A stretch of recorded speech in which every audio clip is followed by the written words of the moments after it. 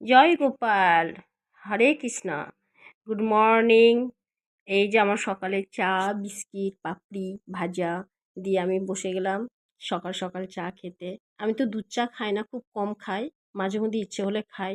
আমি কয়েকদিন আগে দেখেছিলাম না যে আমার তুলসী গাছগুলো সব নষ্ট হয়ে গেছে, শুকিয়ে গেছে। এই যে 2 দিন জল দেওয়াতে গাছগুলো ঠিক হয়ে গেছে, দুটোই গাছের। এই গাছেরও পাতা বেরিয়েছে, আর ওই যে পাশের বাড়ির যে তুলসী গাছটা পাশে ছিল তারও পাতা বেরিয়েছে। আশা করি সম্পূর্ণ ঠিক হয়ে যাবে। তারপরে চলে এলাম রান্নাঘরে। রান্নাঘরে এলাম, এসে কাঁঠালের তরকারি করতে হবে। তো প্রথমে কাঁঠালটাকে কাটলাম, কেটে নিয়ে তাকে ভাপিয়ে নিলাম লবণ হলুদ দিয়ে। আর তারপরে মশলাটাকে আগে কষিয়ে নিলাম। মাছে যে মশলা লাগে সেই মশলা, রসুন, পেঁয়াজ, আদা, তারপরে লঙ্কা, জিরে বাটা, ধনে বাটা যা লাগে সেটাই দেওয়া হয়েছে। এবার প্রথমে কষিয়ে নিলাম, কষিয়ে নিয়ে সেই যে কাঁঠাল আর আলুটা সেটা আবার ওর মধ্যে দিয়ে দিলাম। দিয়ে এটাকেও বেশ ভালো করে কষতে হবে। আর অনেকগুলো তেল লাগে সেটাতে।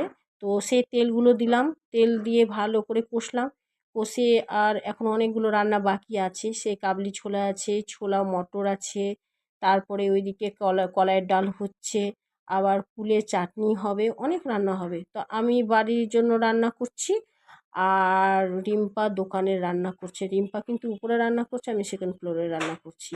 তো এবার রিম্পার কাছে চলে এলাম। রিম্পা দেখছি উপরে রান্না করছে, ডাল ফ্রাই, চিকেন, তারপরে তড়কা রান্না করছে। মাটনটা পরে হবে বলে ওর হাত জ্বালা করছে, ও জলের মধ্যে হাত ডুবিয়ে বসে আছে। তো আমি বললাম, তোমার হাতে কি হয়েছে? তো বললো যে রসুন কেটে হাত জ্বালা করছে তাই। তো ওর সাথে একটু কথা বললাম, কথা টথা বলে টলে নিচে চলে গেলাম। যে লাস্টে আমার ছিল কুলের আচার করা, সে কুলের চাটনি, আচার তো না, কুলের চাটনি। সেই কুলের চাটনিটা করলাম। ও হেসে যাচ্ছে। কেন হাসছে ওকে বললাম যে হাতটাকে না ফ্রিজে ভরে দাও, তাহলে হাতটা ঠিক হয়ে যাবে। তো ও হাসছে, বলছে ফ্রিজে ভরলে আর হাত পাবো নাকি।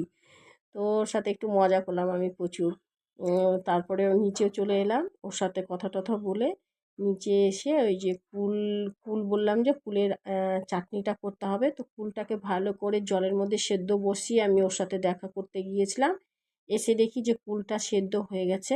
এবার কুলটাকে ভালো করে আহ, গুড়টাই ভালো করে ইয়ে করলাম, কড়াইয়ে দিয়ে গুড়টাকে দিয়ে আর কুলটাকে দিয়ে দিলাম, আরও অল্প একটু লবণ